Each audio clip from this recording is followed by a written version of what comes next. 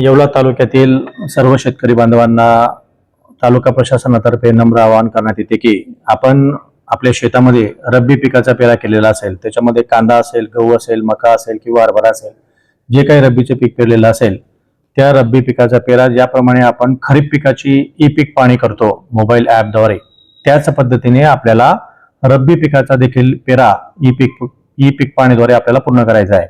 याची मुदत 24 जानेवारी ही अंतिम आहे।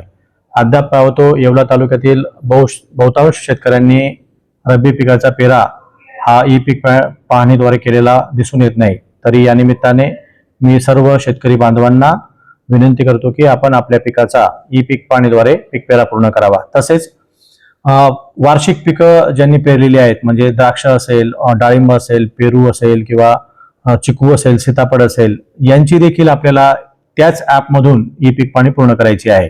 यासाठी आपण संबंधित गावातील तलाठी किंवा सहाय्यक यांची देखील मदत घेऊ शकतात।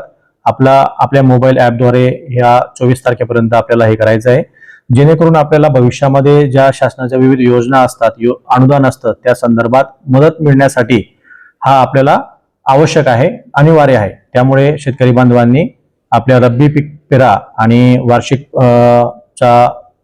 पिकांचा पेरा हा ॲपद्वारे करून घ्यावा।